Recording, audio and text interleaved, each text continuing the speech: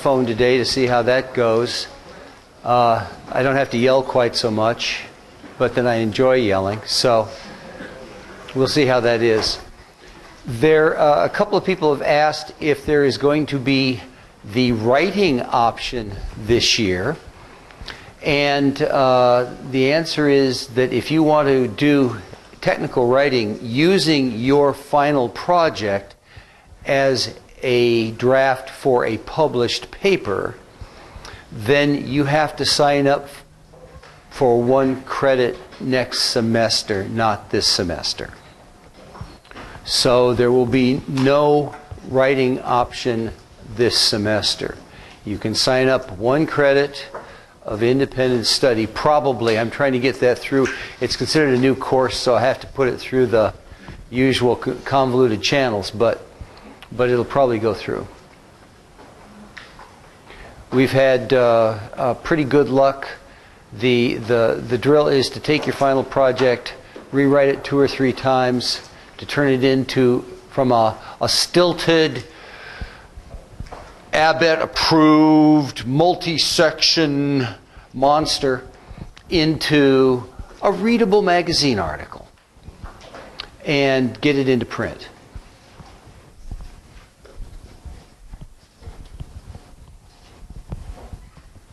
We get between 3 and 5 a year in print. Could be more. People don't want to write them for some reason after they're done. Turns out there was a mistake in the cap on the lecture, and the automatic update system didn't. So the cap on the lecture is now 140. The cap on each lab is still 28. 3 labs are full. The only ones that are not full are the 130 to 430 sections.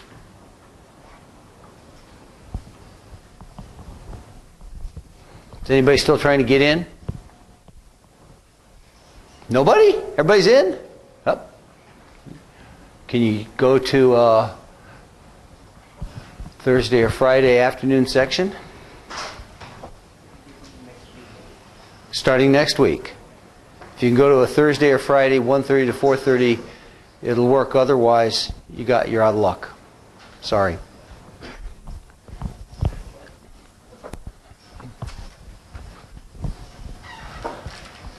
First lecture is, in fact, on VideoNote. I checked this morning.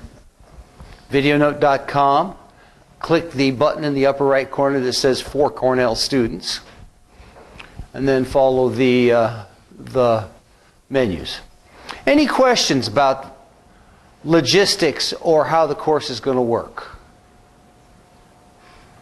Any questions on the data sheet? If there's no questions, I know you didn't read it, because it's really hard. But remember, folks, we have rolling deadline for homework. It starts Tuesday. Tuesday night is the first homework that's due. That means that after Monday lecture, I won't answer questions about homework in lecture. That would be unfair. Therefore, Monday is your last chance to ask questions about the homework. You better read it over the weekend.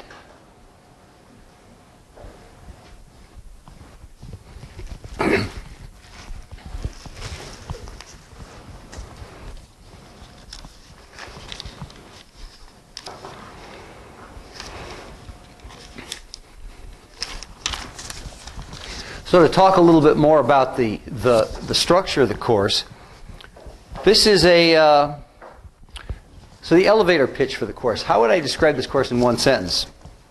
Electronic design using a microcontroller is one major component. That is to say, we're going to treat the microcontroller as a very flexible electronic component. That means that, for instance, you ought to be able to pull it off the development board and plug it into whatever you want. It should be just another component.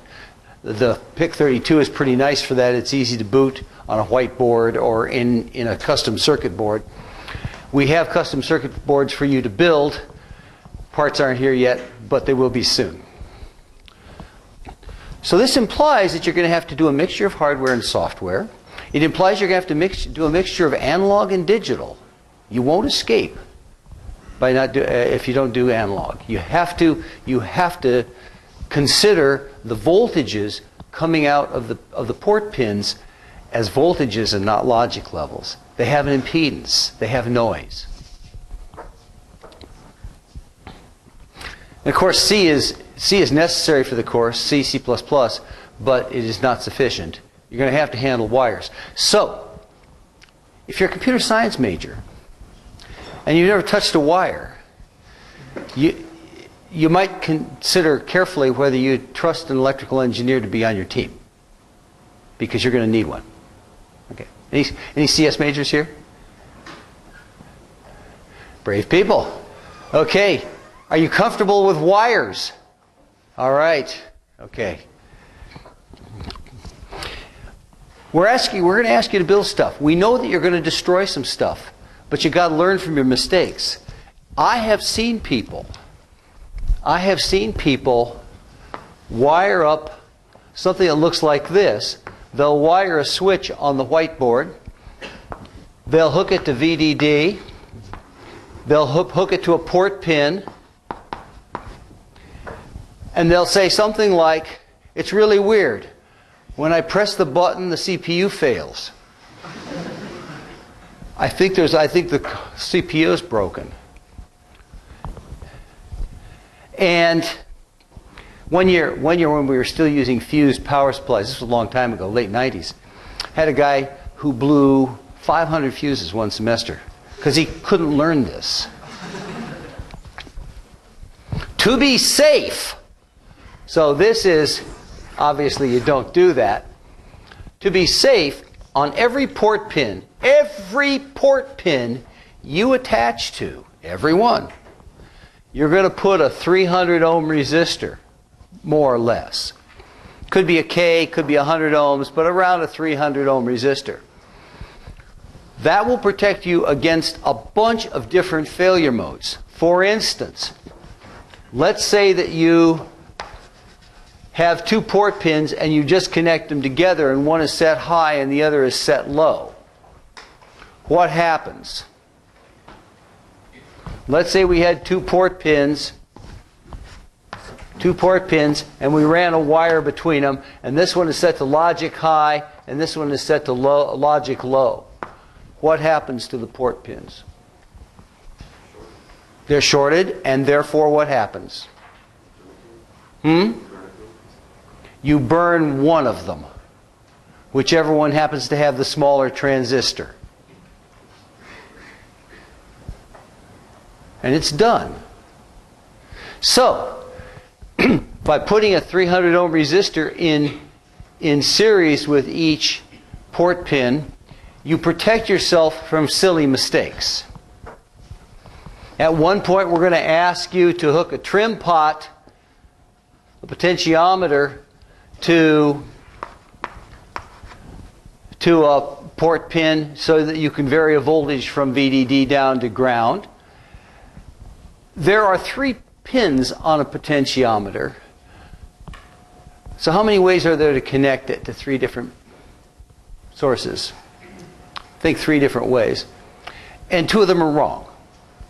So, and if you hook them up that way and then turn the pot to one end or the other, you'll short one of the pins to ground. You'll short the CPU pin to ground. If it happens to be set as an output, you will destroy it. So, always put a 300 ohm resistor in series with the lead. Save yourself some tears. Save us some hardware cost.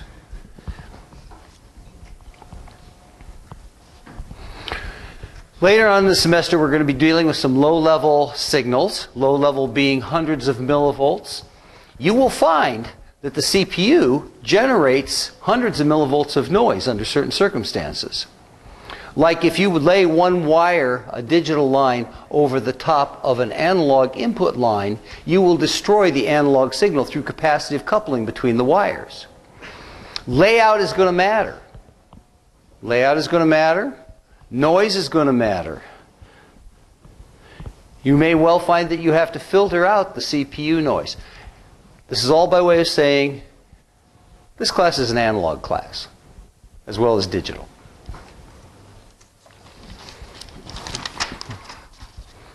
Did you read the plib.h Getting Started guide? Any questions about the documentation? Again, let me ask. There's a lot of it.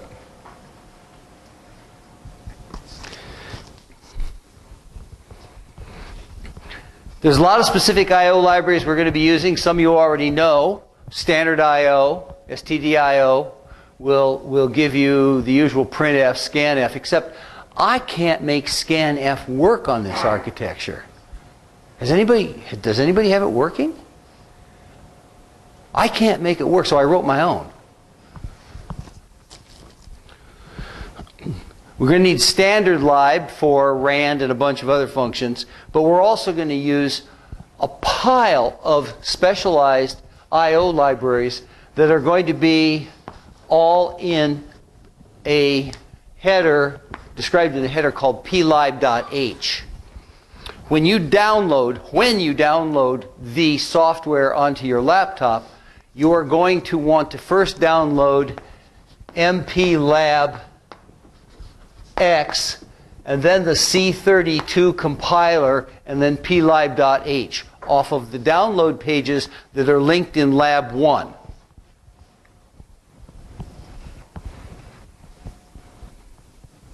Because plib has all of the headers for I/O pin, output, and timers, and direct memory access, and everything else we're going to use during the semester.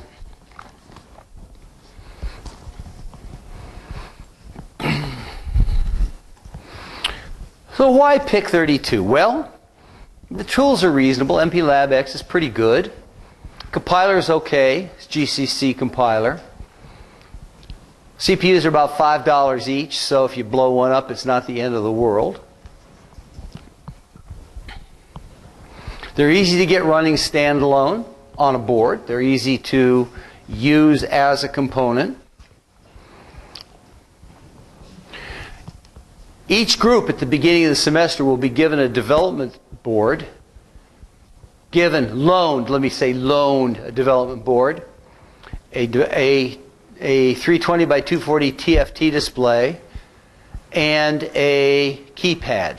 This will be your basic debugging environment. I'll show you a picture of that.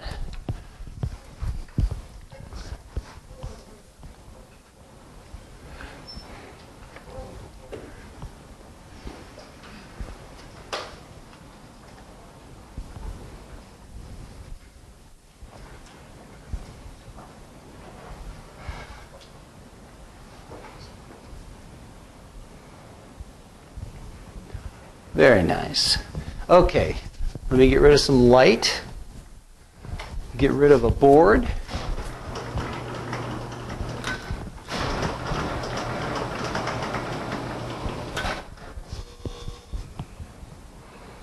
So this whole board is about a couple inches long. So you can guess that this is like a 2.2-inch display.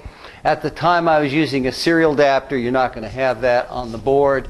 You're going to get power for the TFT off of the VDD pin right here. But there's no pin there. You have to solder one on. In fact, I soldered on a 2-pin header, one for DD and one for ground, because it seemed nice to have both of those on there.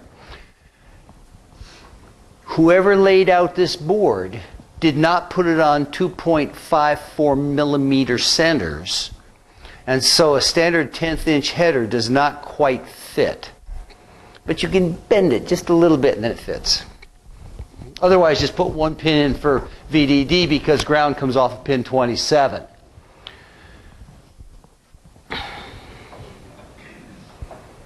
All power for this board should come for now through the USB connector right here. I would guess that you're going to leave this together most of the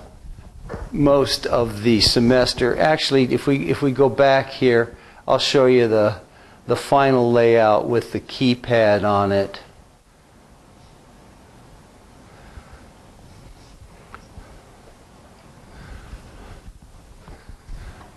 You're probably going to want to do a little bit neater job of wiring than I did.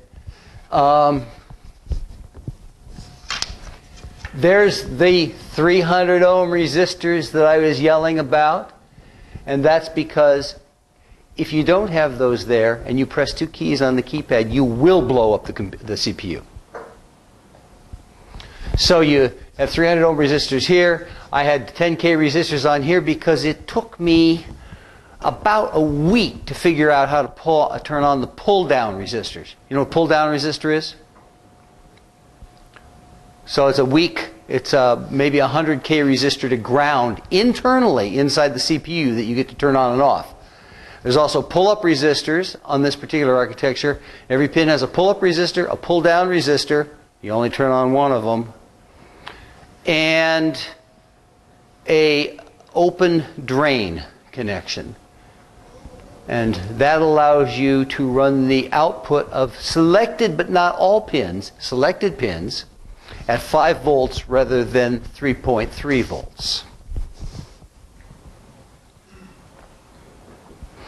On the pin out for this architecture, this is the 28-pin PDIP we're using. The ones that are a little bit tan looking here or gray looking are 5 volt tolerant. You can set those to open drain and hook the output through a resistor to 5 volts, and you'll have a 5 volt output. But only those pins. If you do that on pin 12, it just blows up the pin.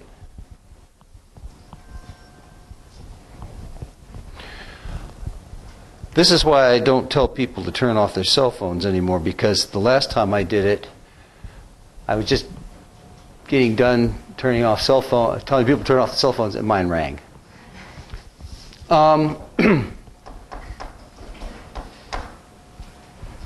VSS ground, VSS ground.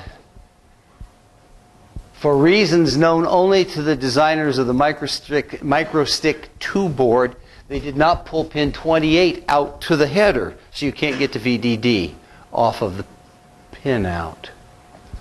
Very obscure. Okay. CPU is has a gigantic 32K of RAM and 128K of flash. Has an internal oscillator. It has an internal oscillator that's about 0.9% or better accurate. Runs at 8 megahertz, but you're not limited to 8 megahertz on the CPU because the CPU has a phase lock loop that allows you to choose the operating frequency that you want. Everybody know what a phase lock loop is? Yeah, okay. So you can, but with the phase lock loop, you can crank that 8 megahertz up to 80 megahertz. And then it'll fail. CPU will cook. But you can do it.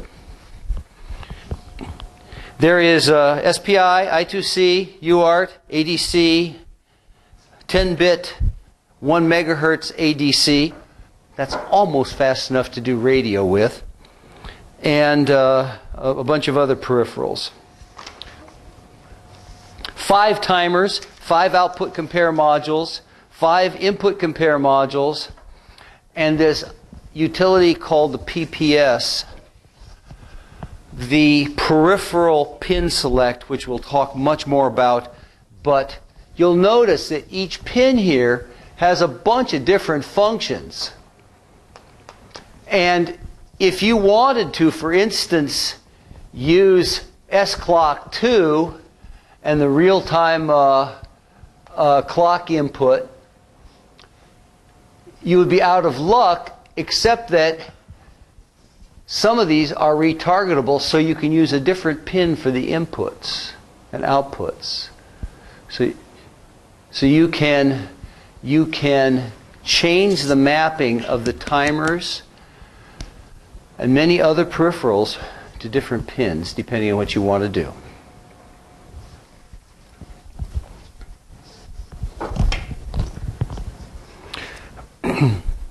Any questions? Well, let's get specific here. Let's go to lab 1.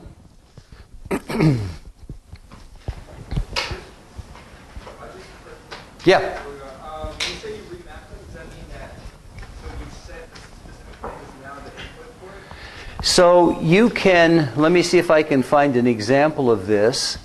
We're going to go to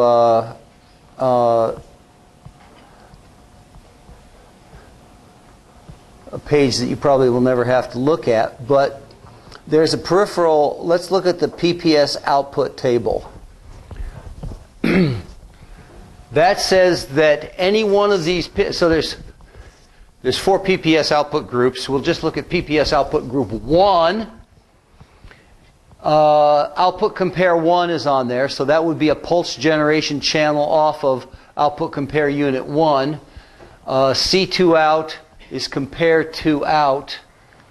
The UART number 2 ready to send command, the UART 1 transmit bit can all be mapped to any one of these pins, RPA 0, B3, B4, B15, B7, in no particular order, by the way, or RC5. Well, you can't use C on this architecture because there is no C port on this package, but there's A and B ports. So what you do then, you say, all right, I want to put it on RPB3. So now we go back to the other table. We go back to the other table and say RPB3, RPB3 is pin 7. And so now you've mapped one of those output peripherals to pin 7. So over and over again, when you connect peripherals up, you are going to go to the PPS table, look up what pins are available, look at your wiring diagram, see which pins will work for the circuit you have to build, and then choose a logical signal like RPB3, and then find out which physical pin it associates with.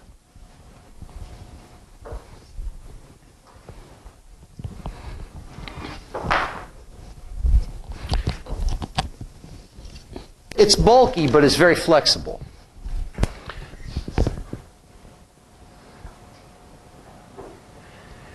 So if we go to lab 1,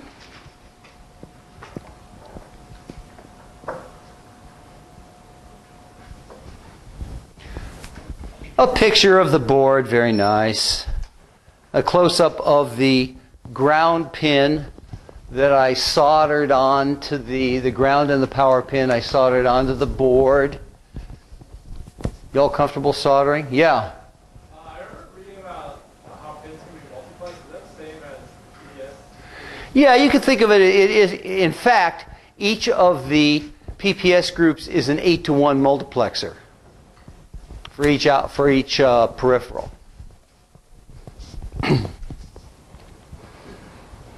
In this case, this is what I'm going to suggest for this particular lab. It is not unique, however.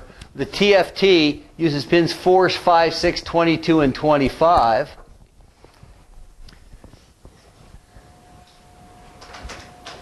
The comparator 1. We need to do a little bit of drawing before I go into this. There's a picture of the comparator, but what I want to emphasize is that these 3 components are exterior to the microcontroller, but that comparator is inside the microcontroller. You're not building that, you're merely wiring to it. So pin 7, you have no choice. That is C1 in A. That is the positive input of the op-amp comparator that's internal to the PIC32. There is an internal 1.2 volt reference that you can turn on for the negative lead. You could also map that to an I/O pin if you wanted to, but we're not going to. Then we're going to put a 100 ohm resistor here rather than 300 ohms because, well, I'll tell you why in a minute. And then you need to choose this resistor so that you can get a reasonable value for the device under test, which will be the capacitor here. The output of the comparator goes to a pin called Cout. You're going to run that back into the input capture, which is another pin.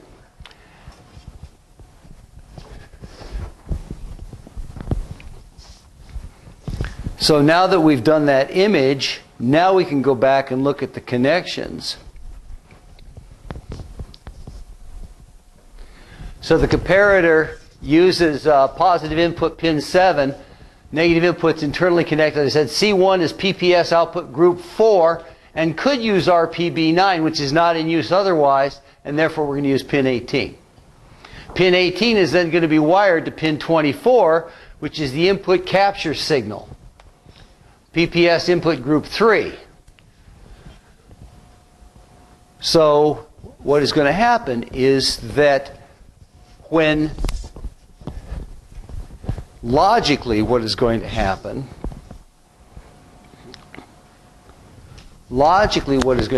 in your program now is that your program is going to set pin 7 to be an output and set it low. That is now a low impedance source. It is going to discharge the capacitor through the 100 ohm resistor. You have to wait long enough for that voltage to reach nearly ground. How close to ground can it get? How close to ground can this voltage get if this is at ground?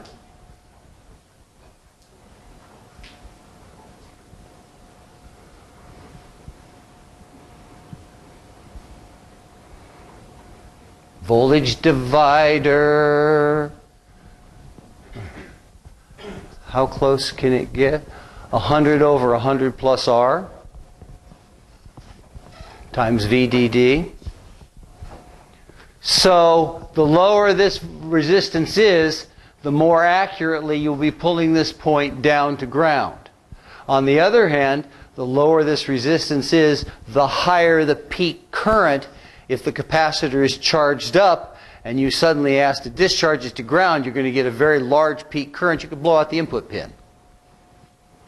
So 100 ohms is kind of a compromise. I'm going to ask you to discharge this point within 1% of VDD, to less than 1% of VDD.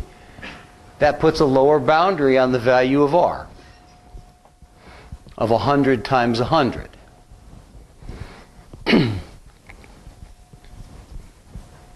So you're going to pull this point to ground. You're going to wait a while. How many time constants do you think you ought to wait? 5? I like it. 5. 3 is probably enough. 5 is certainly enough. So wait 5 time constants. Now we're talking, 100 microseconds. You're not going to notice it. Wait 100 microseconds or so. Make this an input again. Make this point an input. At the exact time, within a cycle or two, that you make this pin an input, start a timer. Zero the timer and start it. So simultaneously, you make this an input, you start a timer. When this is an input, what's the impedance of a CMOS input? Is any current going to flow through that 100 ohm resistor if it's an input? The leakage current, which for CMOS at 3 volts is, it's glass, right? The gate is glass. It's really very high impedance, probably 10 to the 12th ohms. So no current, essentially, no current. Yeah, well, a little bit. No current's going to flow. So this is an open circuit here. We just have an RC circuit that's being charged from VDD. We're going to get exponential charging. Sooner or later, this point is going to become more positive than 1.2 volts. And the comparator will change state from 0 to VDD. At that point, Cout will go high. That'll trigger the input capture event. The capture device what this capture device does is take the current timer that is attached to, running away, just ticking away, and copies that value of the timer to another register, which you can then read at your leisure. So this input capture mechanism gives you a way of measuring cycle accurate times, where one cycle here would be something like 20 nanoseconds. Once the capture has occurred, prudence would suggest you should take an interrupt to actually read the value. The input capture unit can generate an interrupt saying, I've got a value for you. You read the value, do a calculation on it, and that'll give you the capacitance. Because you know R, you're going to choose that in the homework. You know 1.2 volts. Actually, it's 1.2 plus or minus 0.06. So you're going to have to calibrate that voltage for your chip. How are you going to do that? The signal doesn't come to an output pin. It's not on an output pin. How are you going to calibrate that?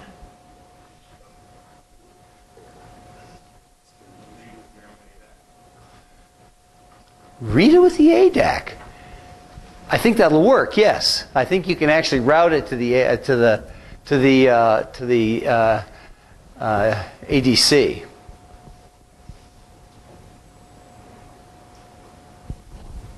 Yes. And then what? So there's two pieces of that. Use a regulated voltage. Set this circuit up. Don't connect any of this stuff. Hook your regulated voltage here. Slowly turn it up until it changes state. Then turn it down until it changes state. Do that 2 or 3 times. You'll know within a few millivolts what the switching voltage is. But I like the ADAC idea. I just don't know how to do that, but there'll be a bit pattern that'll connect it.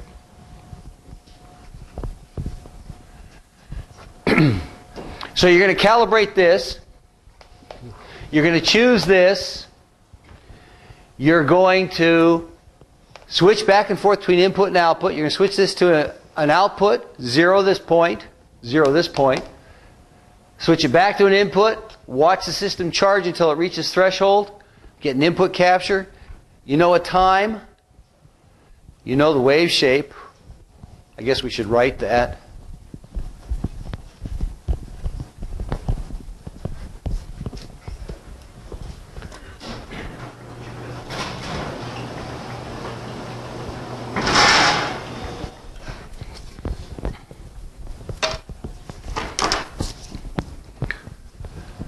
So we're going to, if we look at the time curve, for some time before this, we're going to discharge this until we get down to 0.01 of VDD.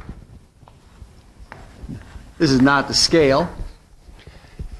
This is the voltage across the capacitor. At this time, we're going to do two things. We're going to make the pin 7 is an input,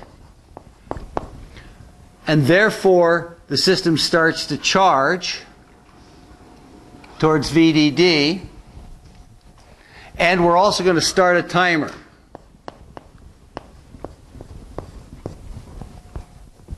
Sooner or later, we will cross 1.2 nominal volts. The input capture event will occur and store this time in a register. So we'll call this T1.2. It'll store T1 time 1.2 in a register someplace for you in units of system ticks. And then, of course, you're going to take that and say that, well, 1.2 or whatever it is, after you calibrate it, it's going to be equal to VDD times 1 minus e to the minus t over tau. You know t, T1.2. You know the resistance because you're choosing it. You know everything you need to calculate C.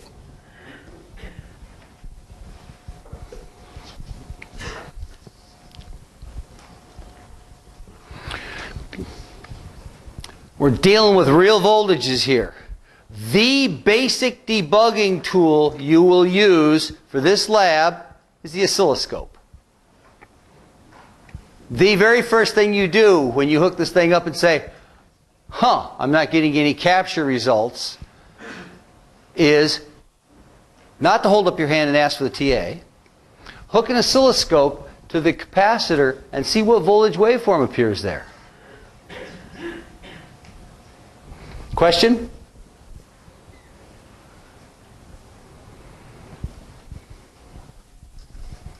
Yeah. So, what signal to start having? This?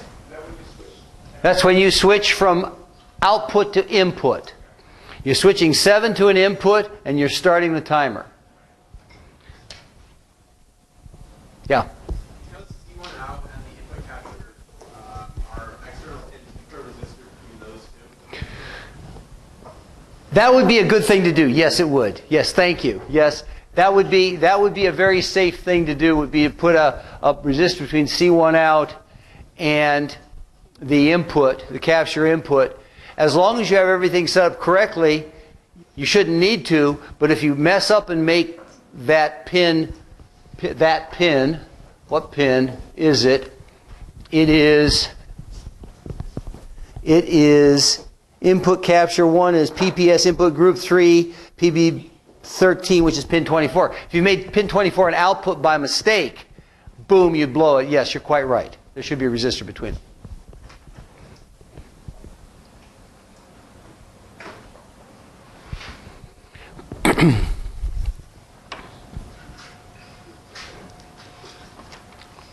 Now the specs for the lab are that you are going to write the capacitance onto the TFT display, onto the liquid crystal display, formatted as capacitance equals xx.xx nanofarads.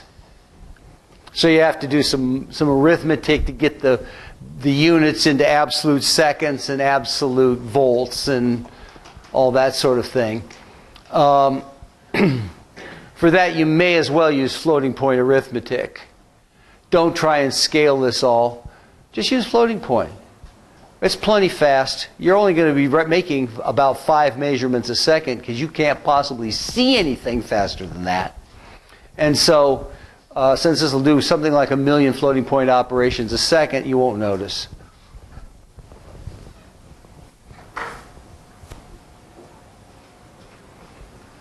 More questions?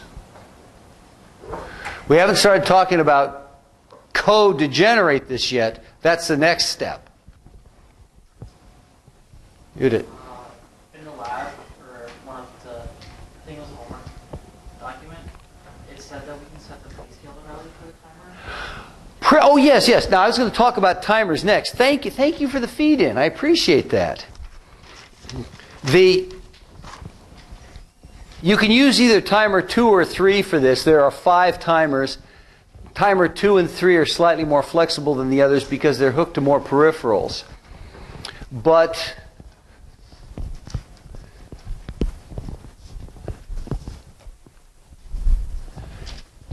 the timer 2 layout is fairly simple. Timer 2 is a 16-bit counter called TMR2 in plib. That's the symbol name, defined symbol name. You can chain this, optionally chain this to timer 3, TMR3, to make a 32-bit timer.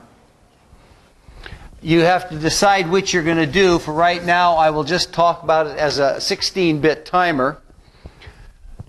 The data bus can read or write this.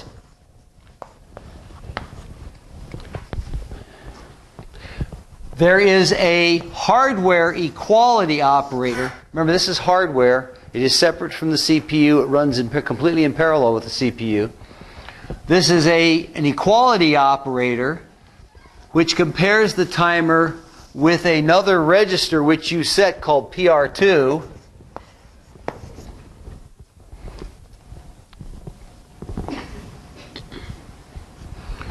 When they're equal, a couple of things can happen.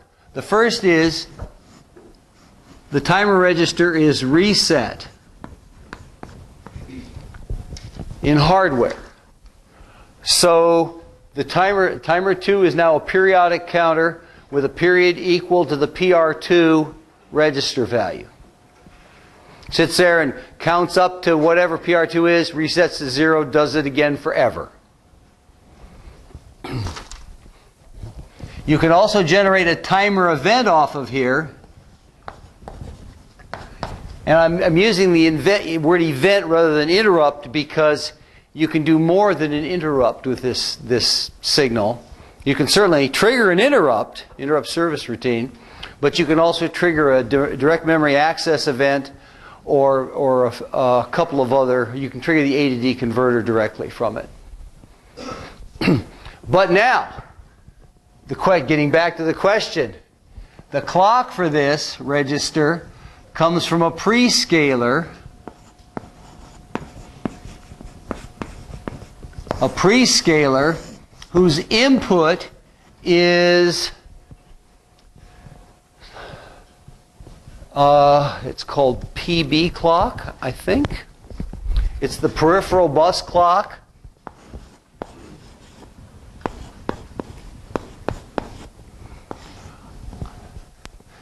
The peripheral bus clock can be set to a different frequency from the CPU clock. Peripheral bus comes in here, and it is divided by 1, 2, 4, 8, 16, 32, 64, and 256.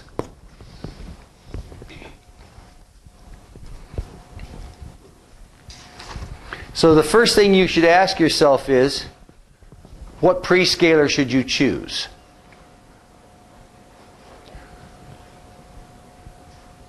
And that's a hard question to ask. Because as you change the value of R in that circuit, the charging time is going to get longer and longer. If the charging is long enough that timer 2 overflows, then you won't have a measurement. On the other hand, if you choose a small resistor, the system will charge very quickly. And if you've only gotten, say, 10 counts on timer 2 because you chose too big a prescaler, then you won't have sufficient accuracy. To get 1% accuracy, you have to have at least 100 counts in the register. Therefore, on the homework, there's another constraint on R, the resistance. The minimum R is 10 k ohms, 100 times 100. But the actual value of R that you're going to choose will be constrained by having the number of counts in the timer be greater than 100 and less than 2 to the 16th, where it overflows.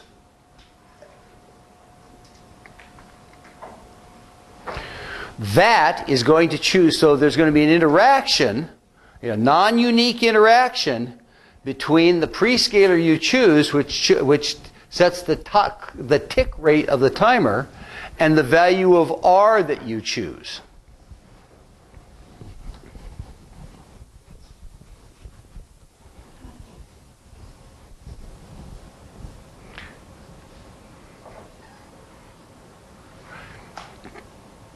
The specification for the lab is that you are able to measure 1 nanofarad to 100 nanofarads. Only 100 to 1 dynamic range. That makes it easier. It is possible to do this lab without auto-scaling. Although that's an interesting exercise. And how could you auto scale? Change the prescaler.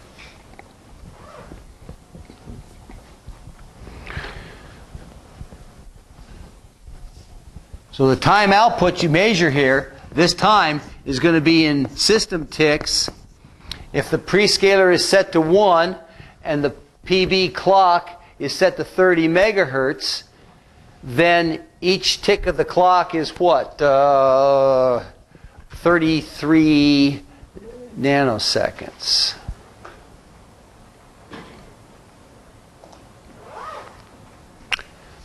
But if it's set to prescaler is set to 2, it's 66 nanoseconds. So you get to choose the rate at which the clock ticks. I so want to say the clock ticks, the talk clicks. Almost can't say it. It's some sort of twist, you know. Everybody has to deal with their own twisted brain circuitry. So you have a non-unique design decision to make here.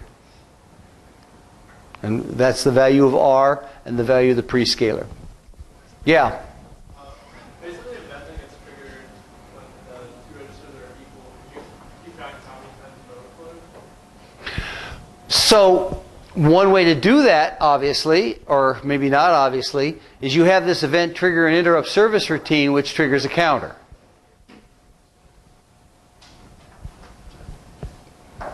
That's how I keep track of system ticks in the protothreads library, which we haven't talked very much about.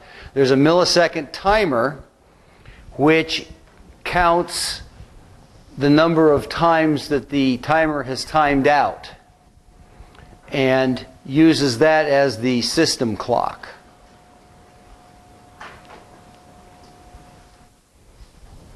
So we should choose the PB clock from 1 to the CPU clock, or just use that so to limit.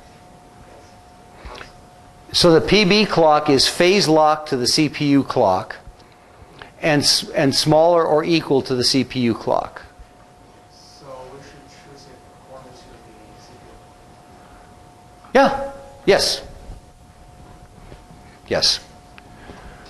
I mean, I have some recommendations on this. I've got some examples I'm going to show you. But that is a decision that you can make.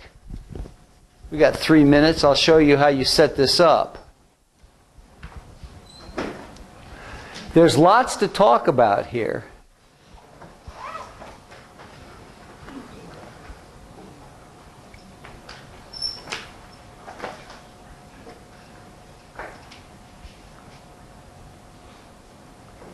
Let's talk about protothreads here, but go to the example 1 test code. And the very first thing in the test code,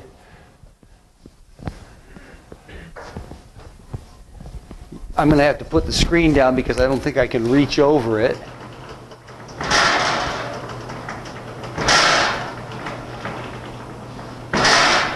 That doesn't sound good. So the first thing you do is include plib always. Once you do that, then you can configure the oscillator using a C pragma. That is to say, a pragma is an extension to the standard GCC, which is specific to this CPU. And we're going to specify that the oscillator is the RC internal clock with phase lock loop. We're going to set pause CMOD to HS. That's a level of the clock driver. The phase lock loop input divisor, PLLI div, is the phase lock loop input divisor. If you're all kinds of dependencies. If you're using FRC PLL, then this must be set to div 2. It must be set so that the output of the phase lock loop input divider is 4 megahertz. So this sets it to 4 megahertz. Then I'm setting the phase lock loop multiplier to 16 with 4 times 16 to 64 megahertz. So the CPU is running at 64 clock frequency. That's overclocked. I'll be interested to see if it always works. I think it will. If not, you'll have to drop this to 50 megahertz. But then the PB div, the peripheral bus divider, is set to 2, which means in this case, the peripheral bus is running at 32 megahertz.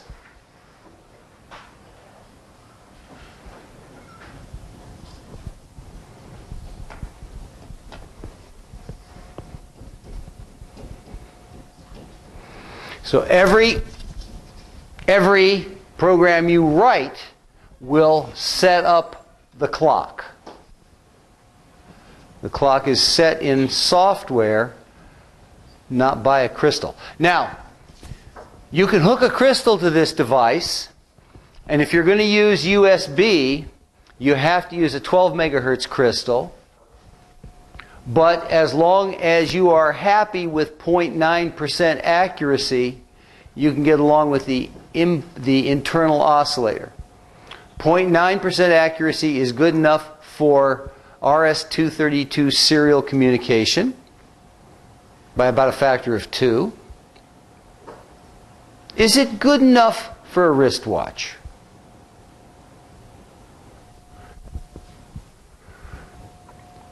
Would you be happy with a wristwatch that lost 1 second every 100 seconds? Doubtful. So if you're going to make an actual stopwatch or a wristwatch as a final project, you would have to use a crystal, which is good to about 50 parts per million. 0.005%. I strongly suggest going to the protothreads page and read the example code. That's what we're going to start with next time.